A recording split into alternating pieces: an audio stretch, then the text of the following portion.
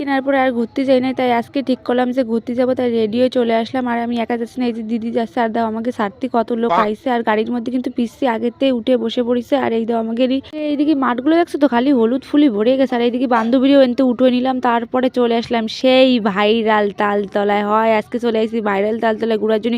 আসেই পিচ্ছি নাচ শুরু করছে, তো করছে সেই নাচ শুরু করছে।